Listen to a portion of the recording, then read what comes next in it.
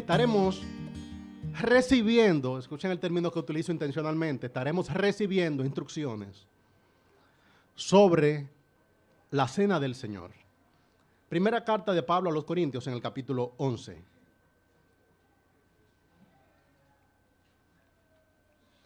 Estaré leyendo desde el versículo 17 y hasta el versículo 34 para recibir desde aquí instrucciones acerca de la cena del Señor. Dice así la palabra del Señor, la Sagrada Escritura. Primera carta de Pablo a los Corintios en el capítulo 11. Dice así el apóstol Pablo a partir del versículo 17. Pero al anunciaros esto que sigue, no os alabo, porque no os congregáis para lo mejor, sino para lo peor. Pues en primer lugar, cuando os reunís como iglesia, oigo que hay entre vosotros divisiones, y en parte lo creo, porque es preciso que entre vosotros haya disensiones para que se hagan manifiestos entre vosotros los que son aprobados. Cuando pues os reunís vosotros, esto no es comer la cena del Señor. Porque al comer, cada uno se adelanta a tomar su propia cena y uno tiene hambre y otro se embriaga. Pues que, ¿no tenéis casas en que comáis y bebáis? ¿O menospreciáis la iglesia de Dios y avergonzáis a los que no tienen nada? ¿Qué os diré? ¿Os alabaré? En esto no os alabo. Porque yo recibí del Señor lo que también os he enseñado, que el Señor Jesús, la noche que fue entregado, tomó pan, y habiendo dado gracias, lo partió y dijo, tomad, comed, esto es mi cuerpo que por vosotros es partido. Haced esto en memoria de mí. Asimismo, tomó también la copa después de haber cenado, diciendo, esta copa es el nuevo pacto en mi sangre. Haced esto todas las veces que la bebiereis en memoria de mí. Así pues, todas las veces que comiereis este pan y bebiereis esta copa, la muerte del Señor anunciáis hasta que Él venga. De manera que cualquiera que comiera este pan o bebiera esta copa del Señor indignamente, será culpado del cuerpo y de la sangre del Señor. Por tanto, pruébese cada uno a sí mismo y coma así del pan y beba de la copa.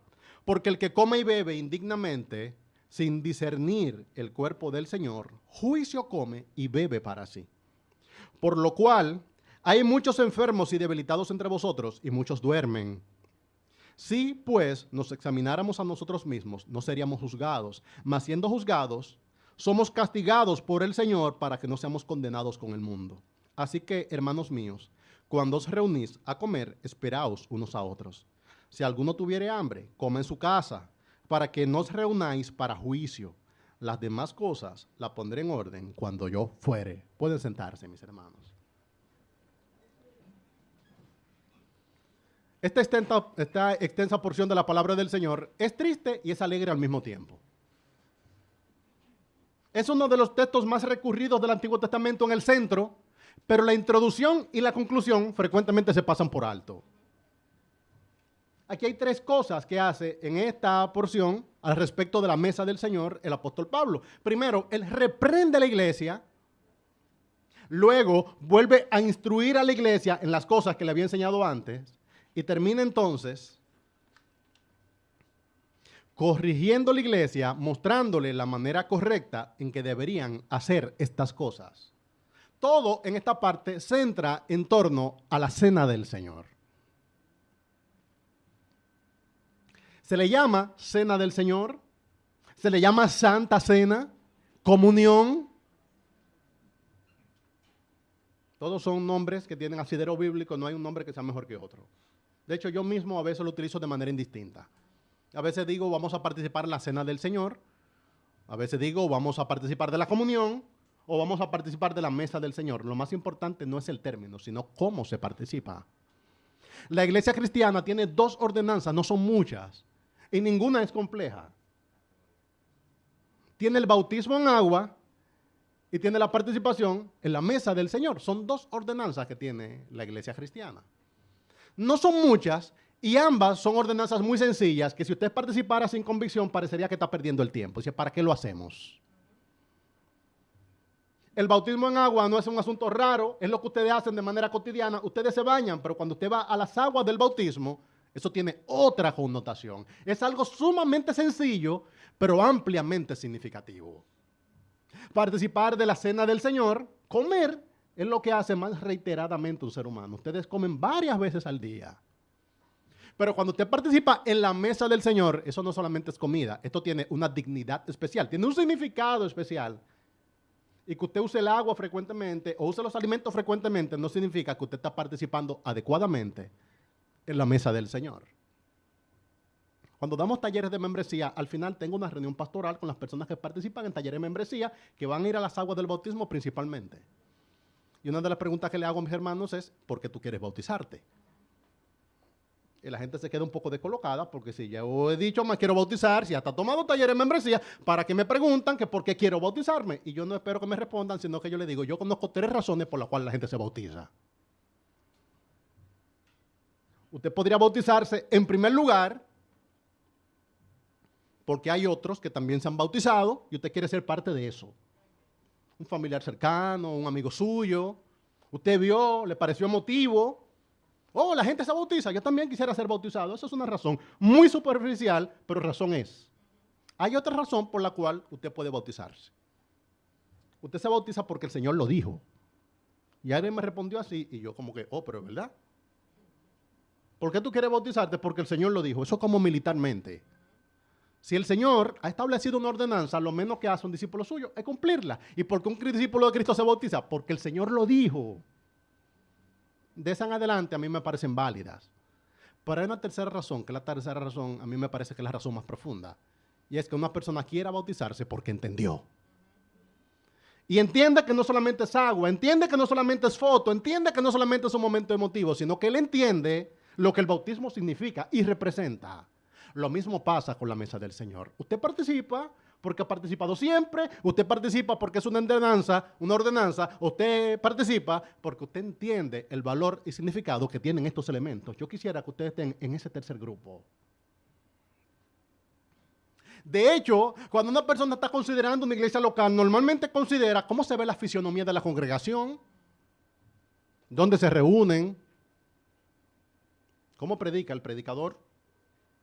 Bueno, a mí no me sorprenden. Nadie ya va a una iglesia antes de escuchar unos cuantos sermones por YouTube. ¿Cuál es el énfasis? ¿Cuáles son los programas de la iglesia? Ahora, esas son razones secundarias para elegir una congregación. Si yo tuviera que elegir una congregación, yo miraría 2 cosas. Y las 2 cosas que miraría serían las ordenanzas de mi Señor. Yo espero, hermano, terminar mi día en esta iglesia local, pero si yo tendría que seleccionar una iglesia, yo miraría 2 cosas. Yo miraría qué tan en serio se toma esa iglesia, el bautismo en agua y la membresía del pueblo de Dios. Y miraría qué tan en serio se toman el sacrificio de Cristo representado a través de los elementos, el pan y el vino, las 2 ordenanzas. Con lo demás yo podría hasta convivir. Estas instrucciones que hay aquí son instrucciones para retener, no solamente consejos generales. Está hablando el apóstol Pablo, y el apóstol Pablo al comienzo del capítulo, es lo que dice en el versículo 2, os alabo, hermanos, porque en todo os acordáis de mí y retenéis las instrucciones, así como las entregué. Es el apóstol Pablo que está hablando, y primero felicita a la iglesia en otro asunto, y le dice, yo les felicito porque ustedes han retenido las instrucciones tal como os las entregué. Hay cosas que no son para innovación, hay cosas que son para retener. En esta parte de 1 Corintios, el apóstol Pablo fortalece 3 aspectos de la iglesia, que han sido los 3 aspectos que más divisiones han traído, discrepancias y controversias en la historia de la iglesia. Si usted quiere ser afirmado en su fe, y usted tiene un corazón adecuado, lea eso. Y si usted quiere ser contencioso, léalo también, porque son las 3 cosas que más controversia han traído. En escasos 5 capítulos, el apóstol Pablo habla acerca de las diferentes maneras en que varones y hembras deberían participar en las reuniones por diseño. Eso es el 11 del 3 al 16. Después se ocupa de la manera en que se debería participar de la mesa del Señor, eso es el 11, del 17 al 34, y después termina hablando del uso y abuso de los dones espirituales, los capítulos 12, 13 y 14. Y al final de toda esa unidad, el apóstol Pablo dice, pero hágase todo decentemente y en orden. ¿Cuáles son los temas más espinosos que hay en la cristiandad? Los roles de varones y hembras en la iglesia, la cena del Señor y el uso de los dones espirituales, que si la hablar en lengua, que si la profecía, que si interpretación de lenguas. Al parecer, eso no es algo que viene desde ahora, porque desde entonces el apóstol Pablo está hablando. Hoy me ocuparé de uno, de la mesa del Señor.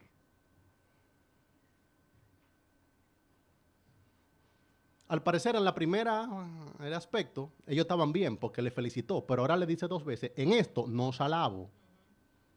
Cuando va a hablar de la cena del Señor, le dice 2 veces.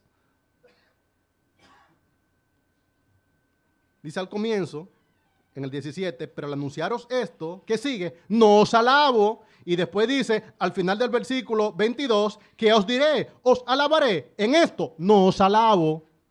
Le está diciendo, hey, ustedes están mal. No lo están haciendo correctamente. Recuerden, hermano, esto es una parte preciosa que está en un paréntesis de una reprensión y una corrección. 2 partes muy duras y al mismo tiempo una parte muy hermosa de cómo se celebra la mesa del Señor. Comienzo mostrando las partes que casi nunca mencionamos. Del versículo 17 al 22, la dureza de las palabras del apóstol en una reprensión. No os alabo, no os congregáis para lo mejor, sino para lo peor. Anteriormente, él había reconocido que en ese aspecto primero guardaban sus instrucciones, pero ahora le dice, yo no os alabo. Hermano, todas las generaciones de creyentes se debaten entre retener e innovar. Ahora hay aspectos en los cuales no cabe innovación. Yo mismo lucho como pastor respecto de esto y vuelvo a luchar con textos bíblicos que yo entiendo que Dios fue como muy cerrado. Y después digo yo, pero ¿quién soy yo para decir si Él es muy cerrado o muy abierto? Hay cosas que el Señor no la dio para retener, no para innovar. Hay asuntos que no son culturales, porque Dios está por encima de la cultura. Hay asuntos que el Señor lo estableció y cuando el Señor lo estableció, lo reiteró y lo reiteró. Y en ese tipo de cosas no cabe innovación. ¿Cuál era la innovación? Al parecer, entre los corintios, ellos entendieron que como la mesa del Señor era comida, podíamos hacer un banquete, una comilona, entonces llegó a conocer como un ágape, y ellos degeneraron la instrucción del Señor y convirtieron la Pascua judía, un asunto ampliamente solemne y donde primaba la instrucción, en un banquete, en una comilona, donde ya no primaba ya la instrucción, sino el emborracharse y en comer desordenadamente. Tengamos cuidado, hermanos, porque cuando los hombres naturales tomamos las cosas que Dios ha dado, con facilidad hacemos de eso un disparate. Y casi ningún disparate comienza abiertamente siendo un despropósito. Todo comienza con una bonita intención. Yo me imagino que alguien habrá dicho, pero eso es pan y es vino. Uno se reúne a comer. ¡Comamos! Ay, hermano, por favor, no solamente coma a la manera de Dios. Hay áreas donde a la iglesia no le cabe innovación. Hay áreas que son para recibir y retener. De hecho, cuando él corrige, él le dice a la iglesia, porque yo recibí del Señor lo que también os he enseñado. Él le está diciendo, en esto no hay innovación. Le estoy transmitiendo lo mismo que el Señor me transmitió a mí.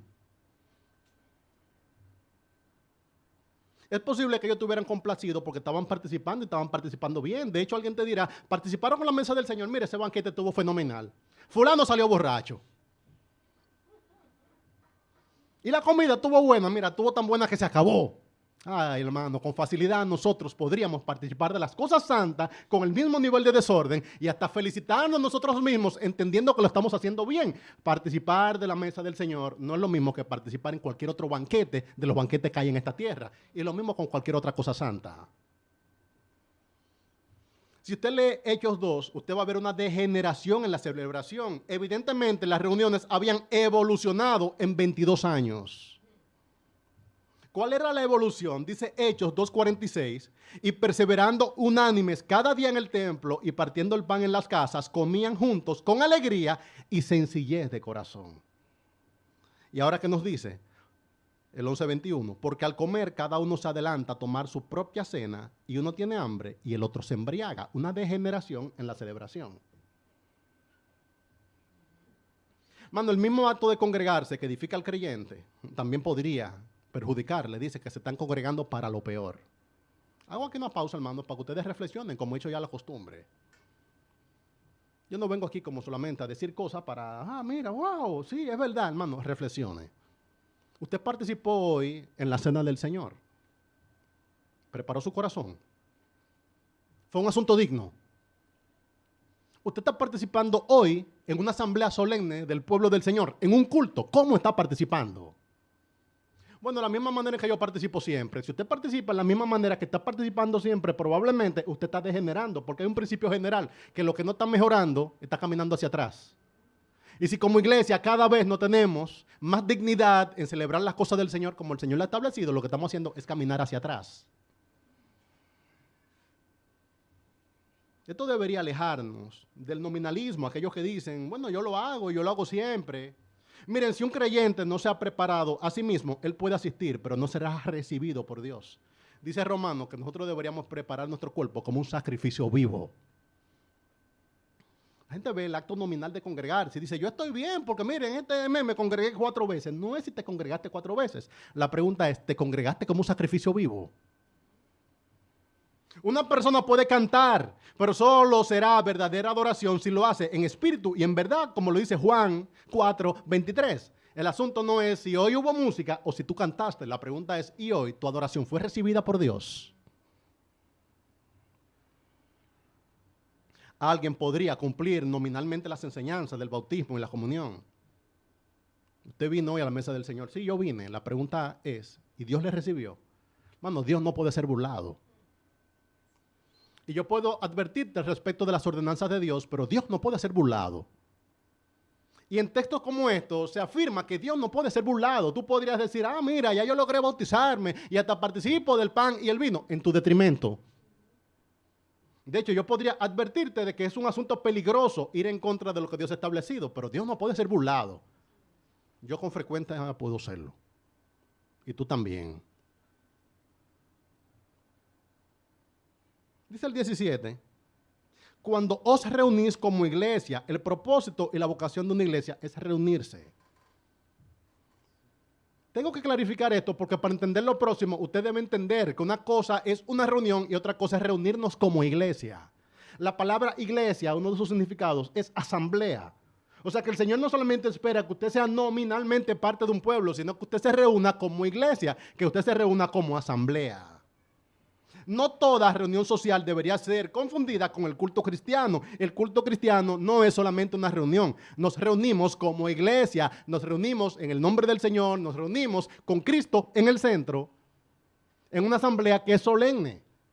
Y cuando usted comienza a degenerar eso, entonces degenera lo otro. Todo lo que usted asiste no es un culto. Pastor, pero era una reunión cristiana.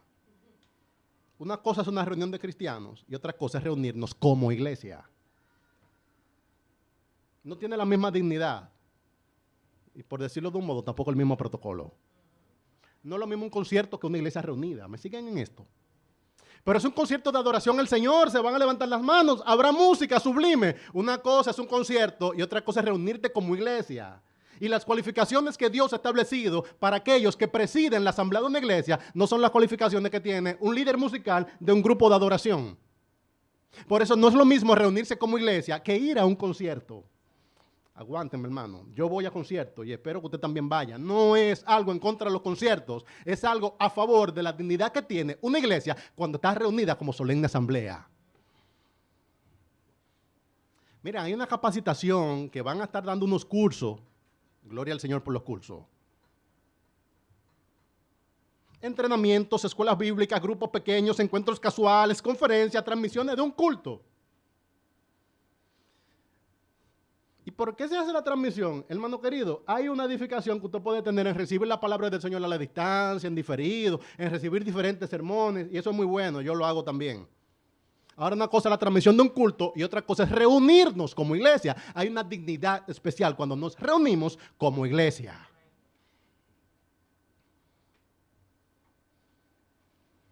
Pero yo lo puedo recibir desde mi casa, o el lunes, o el miércoles, o en ningún momento. El pastor entonces dice ahora que está mal la transmisión y que el culto por YouTube. No es eso, hermano querido, es que usted entienda que hay un valor superior en reunirnos como iglesia para celebrar la presencia de Cristo en medio de nosotros y que no es un asunto de conveniencia, es cosa que el Señor ha establecido, que hay reuniones y hay reuniones como iglesia. Que una cosa es la transmisión de un contenido que puede producir sobre tu alma edificación y otra cosa es tener la dignidad y el privilegio de reunirte como iglesia.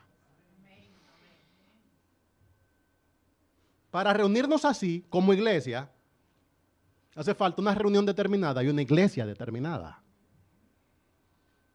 Porque usted puede ver a la distancia las reuniones de muchas iglesias. Otra cosa es si usted puede con ellos reunirse como iglesia.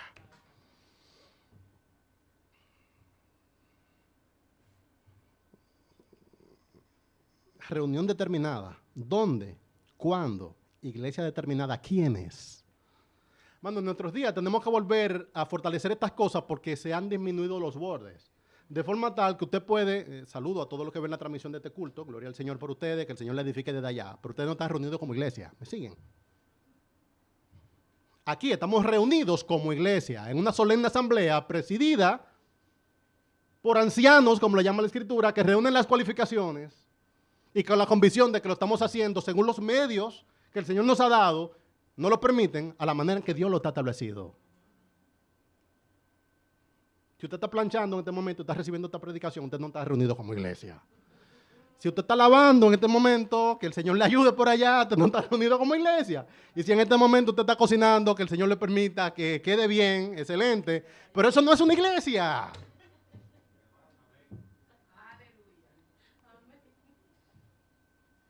Es que somos una iglesia virtual. Eso no existe.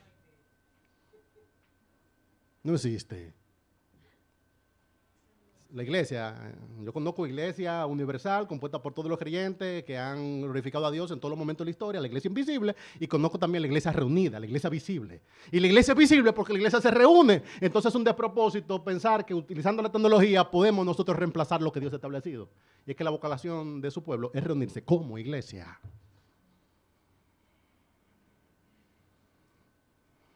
La iglesia es al mismo tiempo universal, pero también es local, es visible, es espiritual, pero también es física. Y el Señor espera que tú te reúnas como iglesia. Bueno, hace 2 fines de semana yo estaba en Sajoma, San José de la Mata, lindísimo. Y llegó el día del Señor. El domingo es el día del Señor. Y en el día del Señor, los creyentes nos reunimos como iglesia. Y yo digo, bueno, pero yo podría, vamos aquí ya, cuántos ríos que todavía no hemos visitado. Vamos al río y veamos la transmisión. Hasta en el carro la vamos escuchando. Y ahí nos edificamos. Y tenemos el traje de baño puesto y entramos. Pero por otro lado, hermano, yo tengo que representar mi casa. Yo tengo una esposa, mis 2 hijos, que tengo que darle un testimonio como cabeza de mi familia, que lo que yo predico debo ser consistente con ellos. Y en San José de la Mata yo pregunté que dónde hay aquí un grupo de creyentes que se reúnan como iglesia. Y para mí fue muy satisfactorio reunirme como iglesia con mis hermanos de Sajoma. No estoy trayendo mala conciencia. Si usted está en este momento, está de vacaciones, está en la playa, va en el carro escuchándole, que el Señor le acompañe, cámbielo en lo adelante. ¿Me siguen esto? Cambie el cassette en lo adelante. Una cosa es la transmisión de un culto, otra cosa es recibir una cuanta canción, una cosa es un playlist y otra cosa es una iglesia reunida. Y la iglesia reunida tiene promesas del Señor, que Él va a estar en medio de ella.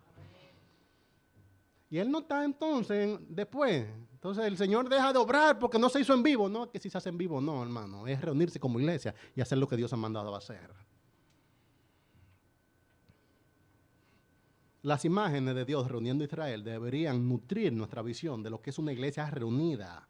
Israel como nación no estaba dispersa, cada cierto tiempo se reunía en solemne asamblea. Y eso era hermoso, ellos tenían alabanzas especiales para cuando se estaban caminando a reunirse como asamblea. Y las fiestas solemnes de Israel les recordaban cada cierto tiempo que ellos no solamente eran un pueblo místico, etéreo, sin forma alguna, no, era un pueblo definido que se reunía y se veían y juntos adoraban el nombre de su Dios. De hecho, yo recuerdo el Señor diciéndole para Faraón, deja ir a mi pueblo para que vaya a reunirse conmigo en el desierto, deja ir a mi pueblo para que me rinda culto en el desierto. Y yo veo a mis hermanos queriendo esclavizarse de nuevo para que yo diga, no, si Dios está en todas partes, también está en Egipto. Hermanos, rompa lo que haya que romper para que el Señor le permita hacer lo que hay que hacer. Y lo que hay que hacer es reunirse como iglesia. Y usted me va a decir, ¿y qué tiene que ver reunirse como iglesia con la cena del Señor? Es que uno de los propósitos de reunirse es celebrar esa ordenanza. Recuerdo que los días de la pandemia, alguien me dijo, pastor, pero ya que hay cultos virtuales, vamos a decirle a los hermanos que desde allá, entonces, tomen un poquito de pan, un poquito de vino, y usted dice desde aquí, vamos a orar, y vamos a dar, hermano, esa no es la cena del Señor. No lo es. La cena del Señor no es un asunto individual, es un asunto corporativo. No es un asunto etéreo, es un asunto físico, que se toma y nos recuerda. Respeto, hermano, a todo aquel que... Pero yo preferiría esperar un momento más, como dijo el Señor, no participaré más de esta mesa hasta que venga en mi reino. Yo espero unos meses, los meses que hagan falta, el tiempo que haga falta. Pero yo no quisiera que mi corazón se acostumbre a que ya reduje el significado de lo que el Señor me mandó a hacer. Porque mi corazón con facilidad se acostumbra, ¿usted sabía? Como no quiero tampoco que se acostumbre mi corazón a que también yo puedo ver el culto virtual. No, no. Yo quiero reunirme como iglesia, porque mi corazón con facilidad se acostumbra.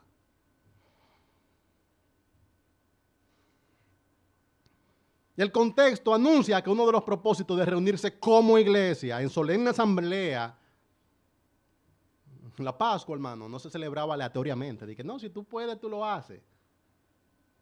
No, no, se celebraba de manera solemne. Y el anciano de esa familia, él leía las escrituras, entonaba los signos. Y le recordaban a los indoctos cuál es la razón por la cual estaban haciendo eso.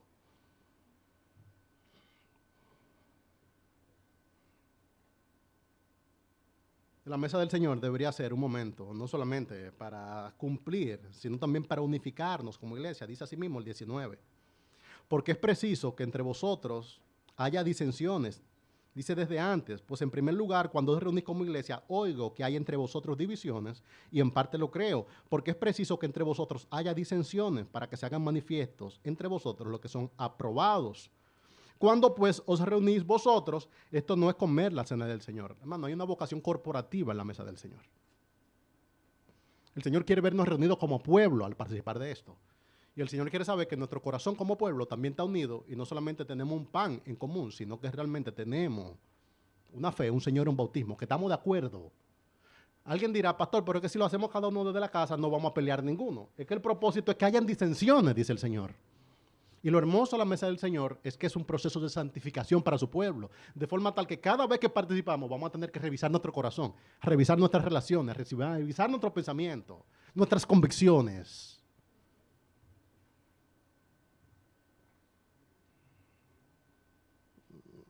Esas disensiones que habían, hermano, las hay todavía al día de hoy.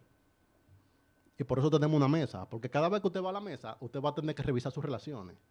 ¿Cómo está mi corazón delante del Señor? ¿Cómo están mis relaciones con mis hermanos? Dice el Señor en Mateo 5, del 23 al 24. Por tanto, si traes tu ofrenda al altar y allí te acuerdas que tu hermano tiene algo contra ti, deja allí tu ofrenda delante del altar y anda, reconcíliate primero con tu hermano y entonces ven y presenta tu ofrenda. El Señor espera que usted se congregue como iglesia, que usted participe como asamblea, porque cada vez que nosotros vamos a venir, el Señor nos está mirando. Y Él está mirando tu corazón y está mirando el mío. Y uno esperaría que con cada mesa del Señor, el pueblo del Señor quede más fortalecido al respecto de esto, que hayan relaciones restauradas, que hayan pecados, que hayan sido cancelados, que haya un pueblo cada vez más santificado, de forma tal que uno diga, verdaderamente participamos de la mesa del Señor y quedamos en una mejor posición. Se ha vuelto, hermano, esto ya tan trivial que ya no participar en la mesa del Señor es opcional. Hoy es la mesa del Señor. Hoy es la Pascua. Imagínese un judío pensando de que hoy es la Pascua. Oh, ¿qué día hay que hoy? No, hermano, era una fecha atesorada. Ellos esperaban el momento en que podían, a través de una cena conmemorativa, recordar lo que el Señor había hecho. Y la iglesia del Señor debería recordar también en el día del Señor, en la mesa del Señor, cuándo es. Y si usted no participó, usted debería sentir en su corazón que hubo algo importante que usted no tuvo. Más importante que perderse la boda de un hijo. Más importante que no asistir al cumpleaños de alguien. Wow, realmente hoy fue la cena del Señor y yo no estuve aquí. Y este es mi pueblo. Son mis hermanos. Y Él es mi Dios. y yo realmente soy cristiano, no es mala conciencia hacia atrás, ya no podemos hacer nada, hermano. Es mirar hacia adelante para participar con mayor dignidad. El problema que había entre ellos no era un asunto solamente de glotonería, era un asunto que estaban haciendo asesión de personas. Porque al comer cada uno se adelanta a tomar su propia cena. Participaban en la farsa de que estaban tomando una cena en común, pero todo el mundo llevaba su propia comida y se la comía. Oye, eso se parece a algunas actitudes que uno ve en medio del pueblo del Señor. El problema aquí no era la glotonería solamente, el problema que aquí había es que los hermanos no se estaban compartiendo. Ok, yo voy a comer contigo en el mismo lugar, pero no vamos a comer de la misma comida.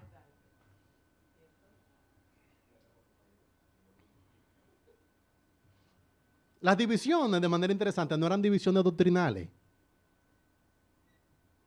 Eran de egos y prejuicios, algo que es mucho más común y peligroso. La mayoría de las iglesias no se dividen por temas doctrinales, se dividen por egos y prejuicios.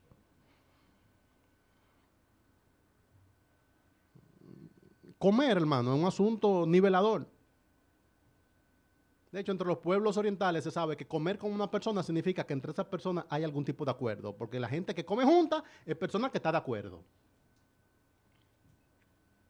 ¿Cuáles eran estas divisiones si no eran doctrinales? Eran prejuicios sociales. Lo de una clase y lo de la otra, eso eran prejuicios. Mira, tú y yo somos parte de la misma iglesia. Y servimos al mismo Dios. Y tenemos que participar de la misma mesa. Pero yo voy a traer mi propia comida y me lo voy a comer al lado tuyo. Si tú puedes traer algo, tráelo. Prejuicios económicos, hacer diferencia entre ricos y pobres. Bueno, una iglesia saludable, una iglesia heterogénea. ¿Tú has pensado en eso? La iglesia del Señor debería ser la comunidad más heterogénea que existe en esta tierra. Deberíamos estar todos los colores representados, todas las clases sociales representadas, deberían estar todas las edades representadas, todos los trasfondos étnicos deberían estar representados. Usted ve una iglesia, que es una iglesia que todos se parecen, y ahí parece que hay un problema, porque no parece un pueblo que reunió Dios, parece que lo reunimos nosotros. Una iglesia saludable reúne, el asunto, hermano, esto no es comunismo. Interesante que en la iglesia del Señor no hay tal cosa como de que no, mira, tenemos que tener todo lo mismo, no.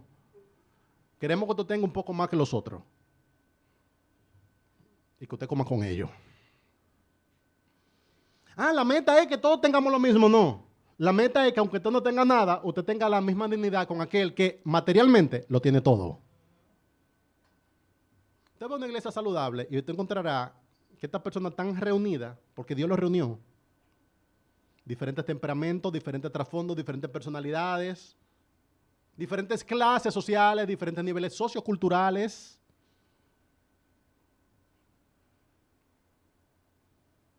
Y cuando participamos en la mesa del Señor, participamos en la misma mesa.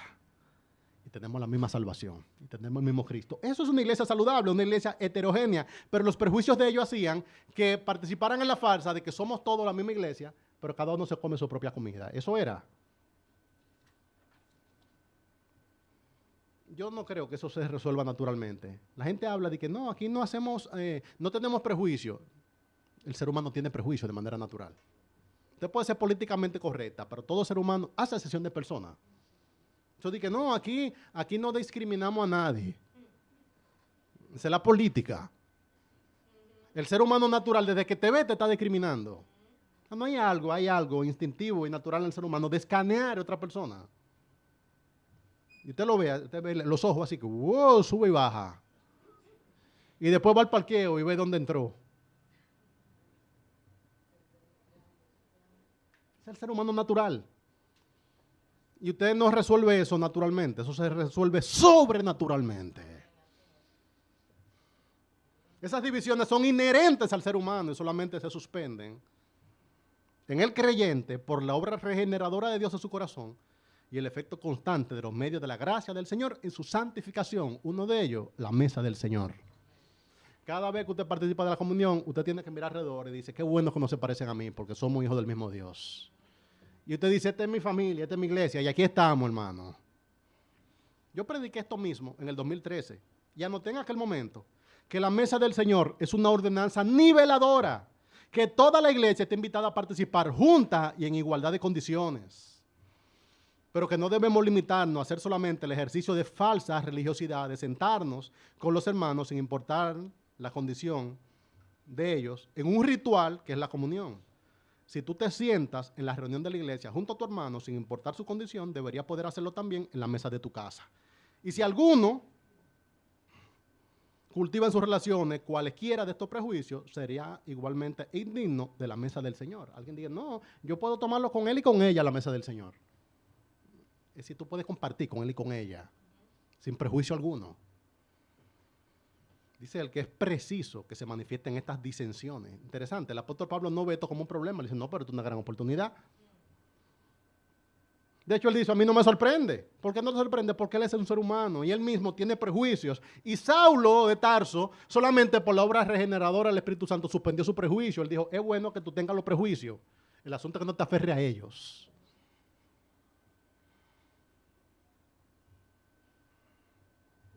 Nuestro nivel de incomodidad al respecto de la comunión con nuestros hermanos es un termómetro de cómo está nuestro corazón.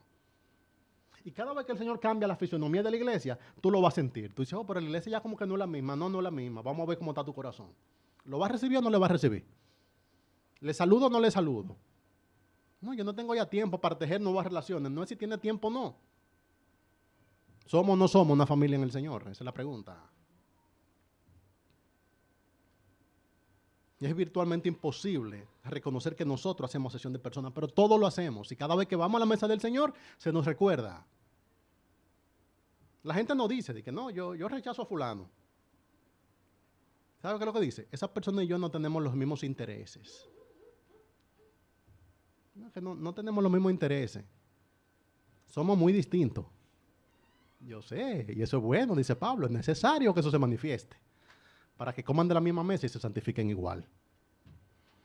Bueno, cada vez que usted come de ese pan, se está comiendo un chin su prejuicio. No tenemos la misma personalidad, no estamos en el mismo momento de vida. La gente no dice que hace sesión de personas. ¿Saben qué es lo que dice? A mí me gustaría que mis hijos pasen tiempo con otros cristianos de su mismo grupo social. Es un asunto carnal, pero sucede. Y hay gente que en determinado momento de la vida sale a buscar las iglesias que se parezcan a aquello que es aspiracional para ellos. Y esas son las reglas no escritas del béisbol. ¿Usted piensa que todo el que se congrega en una iglesia se congrega por razones de corazón? Hay gente que se congrega en una iglesia por las personas que en esa iglesia se congregan. Eso no es, dice, eso no es la cena del Señor, le está diciendo Saulo. Bueno, los problemas del siglo I son los problemas del siglo XXI. Que la gente dice, ¿cómo son ellos? ¿Quiénes son? ¿Dónde se reúnen? ¿Con quién es que yo voy a pasar mi tiempo? Un grupo pequeño, ¿quién va a estar? ¿Fulano se inscribió?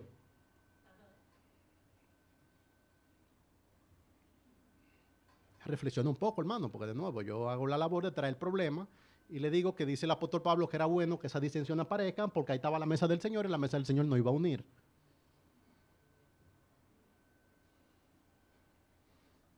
Son muchos los que ven la iglesia local como un medio para ascender socialmente o vincularse con un grupo buscando algún beneficio. ¿No? Yo puedo conseguir un trabajo, algún tipo de validación, estatus. Y la gente piensa como que ellos son los únicos que piensan así. ¿Usted me entiende? O sea, somos pecadores que estamos aquí juntos, regenerados por el Señor diciendo santificados. ¿Usted cree que fue usted el único que pensó? La institución que más movilidad social ofrece en esta tierra es la iglesia. Una persona llega a una iglesia y pronto ya va estudiando, pronto va buscando trabajo, pronto va mejorando su relacionamiento, va cambiando su componte, como dicen en el campo, y ya como que actúa de manera diferente. Pero eso no es el asunto. Y eso no es malo tampoco. Podría ser, hermano, un asunto hasta secundario, pero no es lo primero.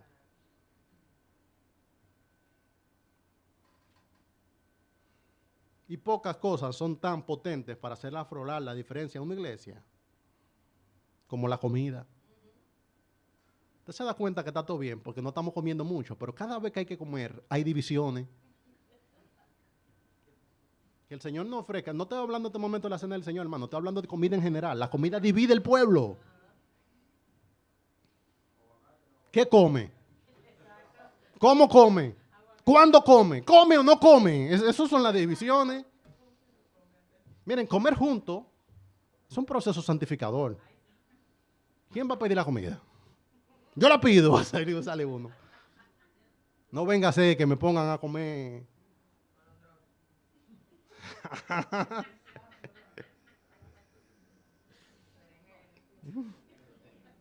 Le doy un chance, hermano, para que piense, pero una realidad. Comer como comer, hermano, eso es un asunto que hace que salgan las asperezas. Que recuerdo, hermano, en la iglesia donde crecí, un caballero que se paró y estaban haciendo filas. Yo no hago fila por comida. Eso sale. Sale el orgullo, sale el prejuicio.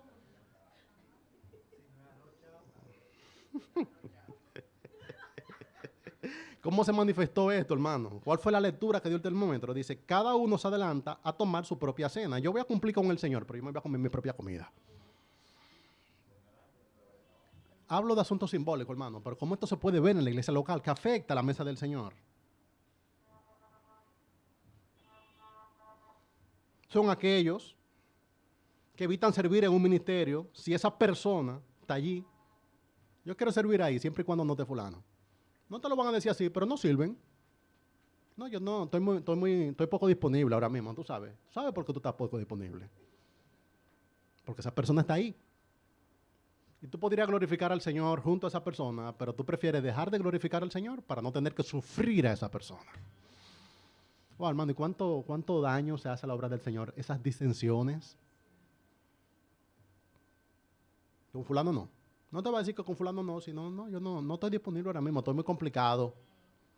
Ya fulano ya no está ahí. Ahora estoy disponible.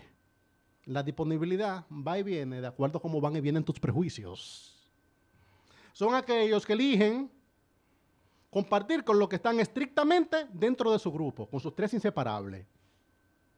Estamos juntos, sí, sí, ahí sí, ese sí. Son los que salen corriendo cuando se dice el último amén. Amén. Ya el carro está prendido. ¡Brum! Oye, pero qué agilidad. Cerca de la puerta ahí. Amén. ¡Brum! No, pero espérate. Cuando dijimos amén, el culto todavía no ha terminado. Estamos aquí. La comunión, los unos a los otros. No, es que yo genero, no me gusta, yo no me gustan los conflictos. Eso era lo que estaba pasando. Cada uno se comía su propia comida, se agradaban ellos mismos. Son los que evitan comprometerse. Yo voy a asistir, pero no quiero pertenecer. Son los que extienden indefinidamente los conflictos.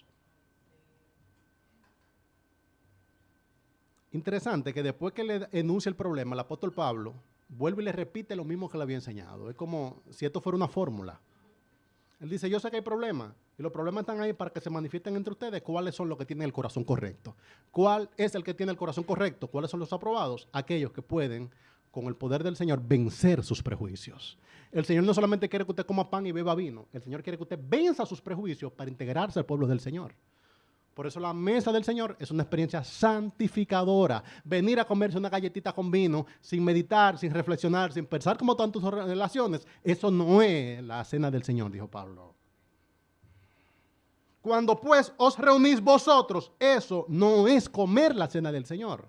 Pero yo me la como, mira, lo tengo aquí en la mano, en una mano el vasito, en una mano la galletita. Eso no es la mesa del Señor. La cena del Señor es que tú eres invitado y yo también. Y si tú quieres sacarme a mí, tú vas a tener que sacar a Cristo. Y para yo sacarte aquí, a ti, tengo que sacarlo a Él.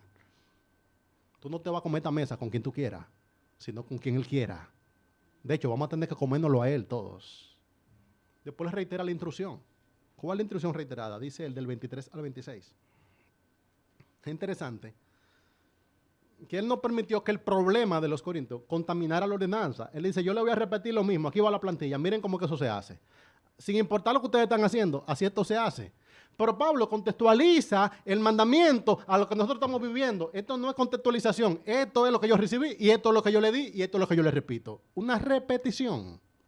Hay cosas que no son para buscar la aplicación, hay cosas que son para obediencia. Pablo, pero tú ves el problema que aquí tenemos. Trata de tomar la ordenanza y ajustarle un poco lo de esa esquina para que podamos comernos lo mejor.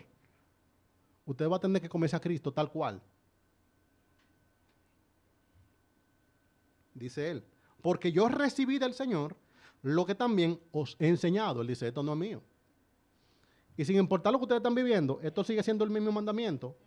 Cuando eso dura en los caminos del Señor, que cuando uno está siendo afligido con algo, uno está esperando que el mandamiento se contextualice, te lo manda directo el Señor. Este es el mandamiento. Atiendan de nuevo. Yo imagino como dice, miren, atiendan, esto es, sin importar su desorden, sin importar su problema, sin importar sus divisiones, sin importar que algunos se están embriagando. El problema en este momento no es la embriaguez, no es la glotonería. El problema en este momento es que aquí hay una ordenanza que se debe cumplir tal cual la recibimos y no lo están haciendo. ¿Y cuál es la ordenanza? Esto es lo que siempre leemos, ustedes se lo saben. Cada vez que participamos de la mesa del Señor. Él lo hizo con tanta precisión que usted lee esa porción y usted no se da cuenta de cuál es el conflicto. Dice él, porque yo recibí del Señor lo que también os he enseñado, que el Señor Jesús, la noche que fue entregado, tomó pan. El momento en que se estableció la ordenanza es importante. ¿Cuál fue la noche que el Señor fue entregado? Era la noche de la Pascua. Vuelvo y repito lo que dije a primera hora de la mañana. La Pascua era una de las fiestas más importantes para los judíos. Les recordaba la liberación poderosa y providencial que ellos vivieron cuando eran esclavos en Egipto. En el momento de la Pascua, el Señor castigó a los enemigos de su pueblo y como le castigó fue matando a los primogénitos y le dijo a su pueblo que sacrifican un cordero y que esa sangre del cordero la pusieran sobre el dintel de la puerta y que cuando el ángel de la muerte pasara, iba a pasar por encima. Lo que significa Pascua es pasar por encima, de forma tal que ellos serían providencialmente salvados por el Señor y no serían destruidos. Después, una vez al año, de manera conmemorativa, ellos hacían una cena conmemorativa, donde el centro de la cena era muy distinto al 24 y 25 de diciembre que vivimos los latinoamericanos. No era una comilona, era una cena conmemorativa, donde lo más importante no era que usted comiera mucho o que comiera bueno. De hecho, se comían especias amargas. El propósito era que usted comiera bien, que cuando usted coma, usted ejercitara sus convicciones y afirmara algo en su mente. Usted podía tener comida más suculenta durante el mes, pero usted no podía tener comida más significativa que esa que se comía una vez al año. La Pascua celebraba la liberación de Israel de la opresión de Egipto. El ángel del Señor pasaría para castigar a los impíos. Para recordar el momento, se hacía una cena especial conmemorativa una vez al año en la que se tomaba pan y vino en un orden establecido.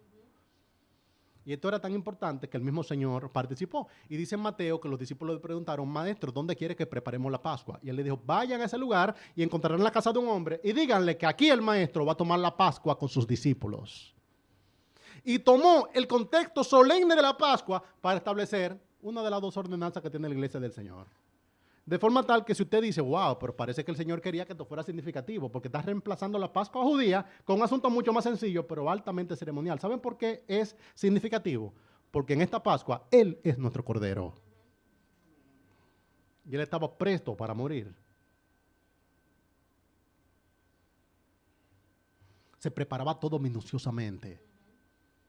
El Señor ordenó que en la cena conmemorativa de la Pascua no se usara levadura. La levadura era un símbolo del pecado. Y los judíos tenían que limpiar su casa, sacando todo resto de levadura donde se iba a tomar la Pascua. Ay, hermano, lo mismo pasa en nosotros. No solamente venir a la mesa, es limpiar la casa. Yo imagino un judío mirando a nosotros participar de la mesa del Señor. Dije, pero la gente se está volviendo loco. Y eso es la Pascua. Un grupo de ridículos tomando pan sin sentido alguno. ¿Y quién está presidiendo esa ceremonia? Se estilaba que el anciano de esa casa era la persona que presidía una ceremonia de 3 copas y él leía y se cantaba un himno. De hecho, dice el Señor que en la segunda copa él dio estas instrucciones y entre la tercera copa entonces él se levantó después de haber cantado el himno. ¿Cuál era el himno? Salmo, desde el Salmo 113 hasta el Salmo 118. Ellos cantaban esas alabanzas. Había una manera en que se hacía la Pascua. Y los cristianos humildemente heredamos eso. Para nosotros no es la Pascua judía que apunta a Egipto, para nosotros es la cena del Señor que apunta a su sacrificio por nosotros en la cruz. Y si usted participó de la cena del Señor y usted no pensó en el sacrificio de Cristo en la cruz, es como si usted participara de la Pascua judía y usted no se recordara de su liberación de Egipto. No tiene sentido alguno. De Egipto no salió un hombre, salió un pueblo. O sea, que usted cuando participaba, estaba participando corporativamente. El Señor estableció que se celebrara en la ciudad de Jerusalén. Los judíos viajaban hacia allá para tomar la Pascua. ¿Cuál fue el momento? El momento de la Pascua, la cena ceremonial, conmemorativa. La forma en que la ordenanza fue establecida, el Señor le dijo del 24 al 25. Tomad, escuchen, son imperativos. Interesante que cuando el Señor da ordenanza, Él no da de mucha vuelta. Dice, miren, cuando ustedes tengan la ocasión, ustedes podrían, imperativos, directos. Y dijo, tomad, comed, esto es mi cuerpo. Yo me imagino que la mente del judío en ese momento explotó. No lo está haciendo en orden. No está siguiendo el protocolo. Durante cientos de años lo hemos hecho de una manera y ahora el Señor lo hace de otra manera. Los discípulos humildemente entendían que Él tenía la autoridad para cambiar el ceremonial de la Pascua y hacer otra cosa. El Señor cambió las palabras. Y dejó de hacerlo como se había hecho durante cientos de años y ahora escuchen lo que Él dijo. Tomad, comed. Esto significa que nosotros fuimos sacados de Egipto. No, no, no, no. Tomad, comed. Esto es mi cuerpo que por vosotros es partido. Haced esto en memoria de mí. Dejen de estar pensando ya en la liberación de Faraón, que ustedes tienen una liberación más poderosa y mucho más reciente. No, yo participé hoy de la cena del Señor, ¿sabes? Yo tomé el pan y todo el vino. Eso no es la cena del Señor. Eso no es. Yo que no soy judío, hermano, te digo que eso no es. Asimismo, tomó también, si eso era fuerte ya, tomar el pan y es relacionarse él mismo con el pan. Asimismo, tomó también la copa, después de haber cenado diciendo, esta copa es el nuevo pacto. ¿Qué tú estás diciendo? Para un judío, el asunto más importante en su vida es que ellos eran el pueblo del pacto. Y habían sido integrados en el pacto a través de la circuncisión. El Señor ahora está derribando un sistema religioso milenario, como le dicen. Y le está diciendo, esto ahora es esta copa, o sea, su sangre figuradamente derramada por nosotros en una cruz. Esto es el nuevo pacto. Escuchen la palabra, nuevo pacto. O sea, no el pacto anterior, hecho por animalitos físicos. Es un nuevo pacto que estoy estableciendo. Yo entiendo, hermano, por qué le dicen la cena del Señor. Es suya, no es nuestra. No es la cena de mi iglesia, no, es la cena del Señor. Es la cena como Él la mandó a que la hiciéramos. Y dijo 2 veces, en memoria de mí, en memoria de mí. Haced esto todas las veces que la bebiereis, en memoria de mí. Después dice, así pues, todas las veces que comieres este pan y beber. Pablo está repitiendo una fórmula, repitiendo un depósito, repitiendo algo que recibió. Así pues, todas las veces que comieres este pan y bebieres esta copa, la muerte del Señor anunciáis hasta que Él venga. Bueno, la mesa del Señor es para nosotros una experiencia de santificación y al mismo tiempo muestra cuáles son los bordes de la iglesia.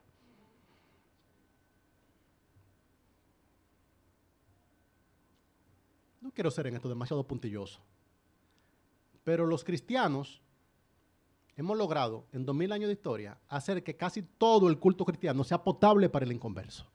No hemos logrado todavía que la cena del Señor sea potable para ellos. Esto es rarísimo para el que no ha nacido de nuevo. Como rarísimo sería que para mí un isleño me aparezca de que una cena judía y me aparezca aquí como de que yo soy hace parte, déjenme comer. ¿Qué es lo que ustedes comen la Pascua, hermano? Me echarían a patadas. Esto para nosotros es muy solemne. ¿Usted qué es? ¿Prosélito? ¿Qué es lo que usted? No, yo lo que tengo curiosidad. Esto no es para curioso. Esto es un asunto solemne. Como cristianos hemos logrado que la música cristiana la reproduzcan en toda la emisora. Y logramos, hermano, que nuestras cancioncitas le den la vuelta al mundo. Hemos logrado que los predicadores cristianos sean populares. Y hasta el inconverso anda repitiendo predicaciones y toda la cosa. Pero todavía, hermano, no hemos logrado ni se logrará que la cena del Señor, como ordenanza, sea interesante, satisfactoria, o que tenga que ver con el que no ha nacido de nuevo. De hecho, a mí me parece valioso que eventualmente volvamos a tener la cena del Señor en el momento del culto, en la liturgia. Porque es necesario que hayan personas que digan, wow, pero yo no tengo pan ni tengo vino. wow, esta gente son muy cariñosos, pero no me involucran en la mesa. Es que tú no eres parte de la mesa.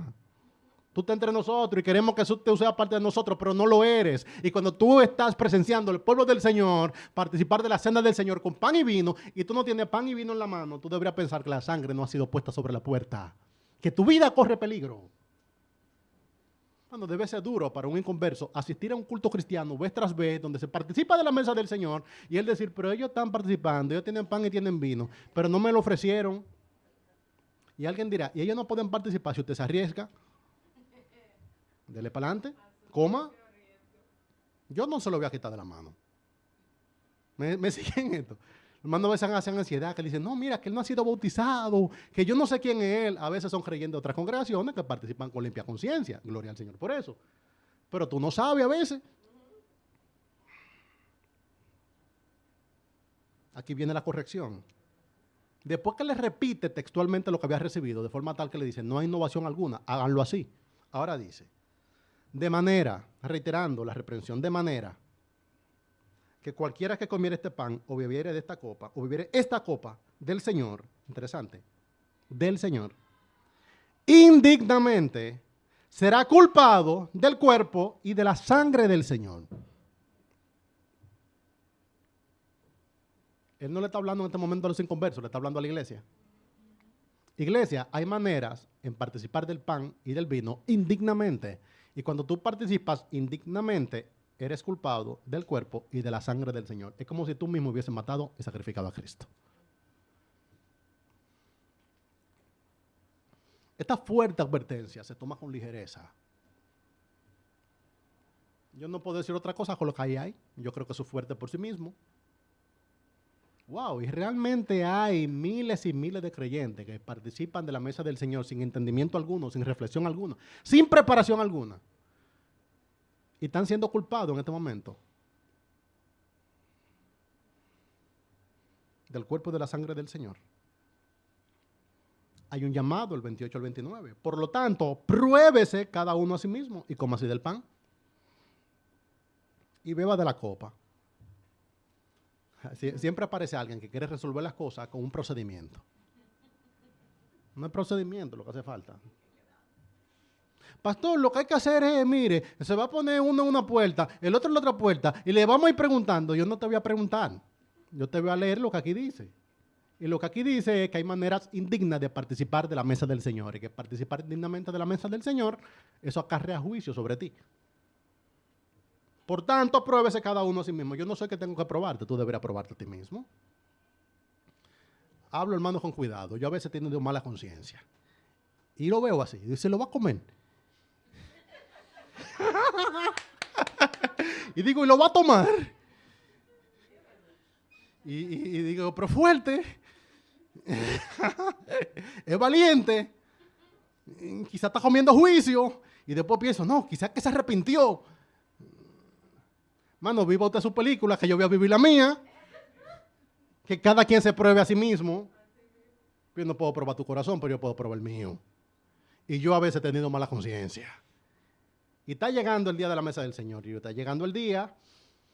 Y yo sé que mi conciencia no está bien. Siento la reprensión del Señor. Uy, hermano, y qué satisfacción da cuando tú en ese momento tú sientes que tu oración fue contestada. Y antes de tener el pan y el vino en la mano, tú dices, wow, gracias, Señor, porque pasó de nuevo de largo. Hay limpia conciencia. Por lo tanto, pruébese cada uno a sí mismo, hermano, ese es tu problema. No lo digo de que desconsideradamente, de que ese es tu problema. No. Realmente, ese es tu problema. Pruébate a ti mismo.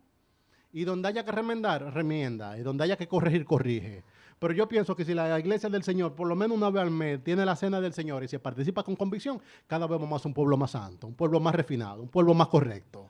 Y el que tiene mala conciencia, si usted participa 2 veces en esto y le reiteran lo que usted está haciendo, y le leen no solamente el centro, sino que le leen la periferia, le leen el principio, le leen el final, usted debería decir, yo amo más al Señor que mi pecado, y lo depongo. Hay consecuencias.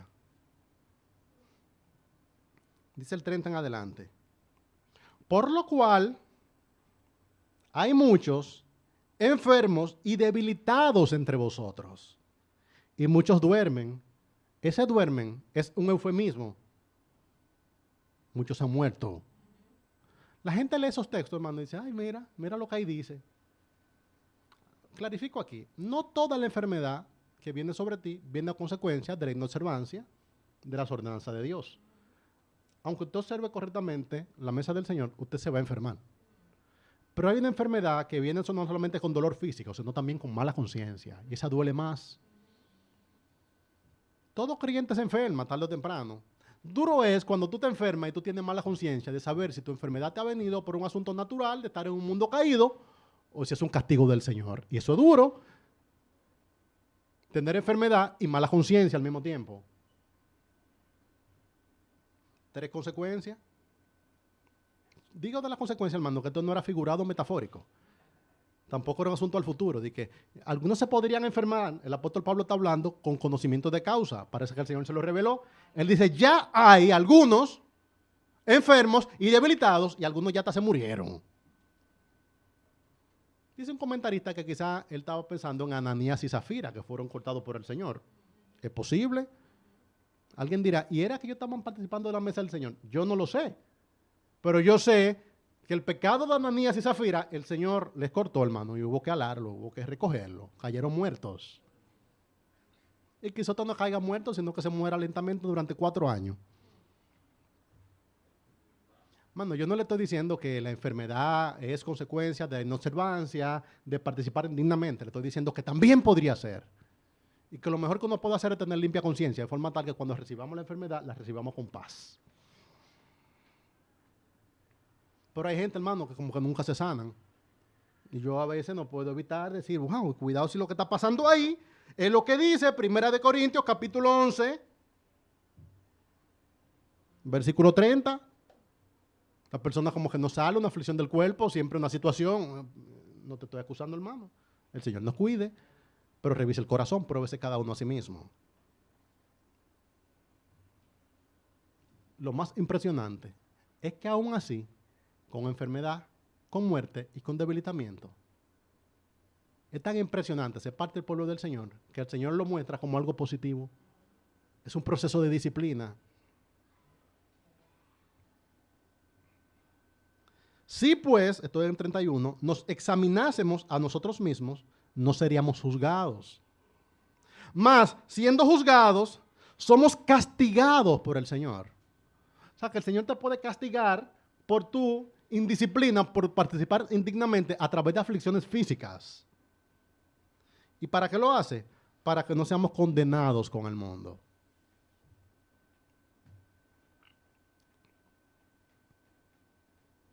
Es una forma de castigo del Señor a sus hijos rebeldes, no una condenación permanente. El Señor está llamando tu atención a través de tu aflicción. Hermano, ¿cuántos casos he conocido yo de personas que están en abierta desobediencia delante del Señor y permanecen en medio del pueblo? Tú hablas con la persona y dices, sí, mira, yo sé que en esa área de mi vida yo no estoy glorificando al Señor. Y tú le dices, y entonces tú le vas a dar para adelante así, como que vendrá a la mesa del Señor una vez, te ausentarás, vendrá otra, o hasta participarás, porque algunos hermanos son tan fuertes que hasta participan. Ellos saben que abiertamente están deshonrando a su Dios y siguen participando. Digo, pero tú no sabes que existe algo que se llama la mesa del Señor, que debe ser una experiencia de santificación cada vez que tú pasas por ahí. ¿Cómo vas a pasar la Pascua sin poner la sangre sobre el dintel? 2 recomendaciones a hacer. Así que, hermanos míos, cuando os reunís a comer, esperaos unos a los otros. Espere que llegue el hermano que usted no quiere ver lo que te está diciendo. Yo podría decirte, júntate con fulano. Una paráfrasis, hermano. Júntate con fulano, eso puede ser. Lime esa pereza. Busca la manera de... Espérense unos a los otros a comer. Te está diciendo, rompan con las divisiones. Dejen de estar haciendo, sí, sesión de personas. Y la segunda, él le dice, qué práctico el apóstol Pablo, hermano. Oye, qué practicidad. Después de hablar cosas tan complejas, cosas tan densas, esto da como hasta un poco de risa. Que dice él, si alguno tuviere hambre, come en su casa, para que no reunáis para juicios. Oye, qué práctico, hermano, después de tantas cosas. Recuerdo así con humor, había una hermana en la iglesia donde crecí que ella tenía la asignación de preparar la mesa del Señor. Y yo en la iglesia era muy curioso, hermano, siempre estaba en la oficina de la iglesia disponiendo cosas. Y una vez asistí a una reunión donde se estaba dirimiendo un conflicto, ya que decía la hermana que alguien se había quejado en la congregación porque la galletita de la cena del Señor la estaban dando muy pequeña.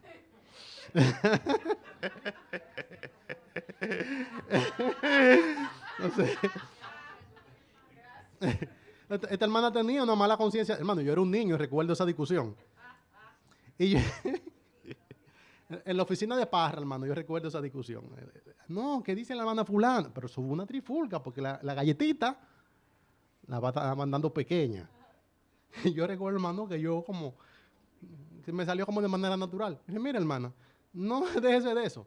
Cuando usted venga el domingo, en la mesa del Señor, tráigale un pan a la hermana, usted se lo da primero y que participe en la mesa del Señor.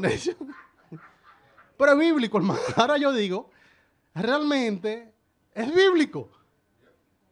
¿Qué es lo que dice aquí? Que si alguno tiene hambre, que come en su casa, lo que te está diciendo, y que venga a recordar el sacrificio de Cristo en la cruz. No venga a participar en esto con gula, no venga a participar en esto, hermano, con hambre. Lo que te está diciendo es que el propósito no es que tú comas. Y aquí hace sentido, por lo cual dice la gente, ¿y por qué que lo hacen con elementos simbólicos? ¿Por qué le dan solamente un chin del vino? ¿Y por qué un pan más grande? Porque el propósito no es saciar el hambre física.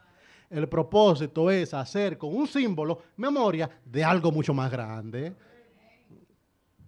Otra discusión. La galletita debe ser guarina, el jugo de uva debe ser Welch. Ay, hermano. Uf.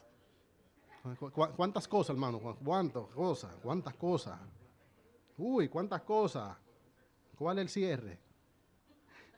Dice el apóstol Pablo, dice, las demás cosas las pondré en orden cuando yo fuera. Y aún falta.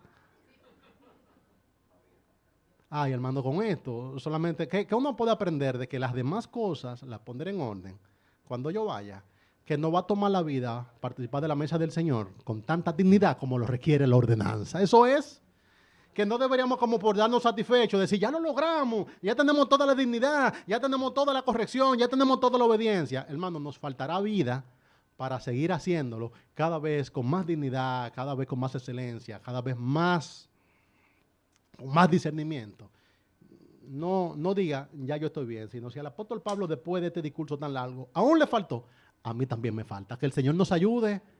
Dentro de un mes, hermano, volveremos a tener la mesa del Señor. Que el Señor permita que sea un momento precioso y una experiencia de santificación. Usted tendrá todo un mes para sacar la levadura de su casa.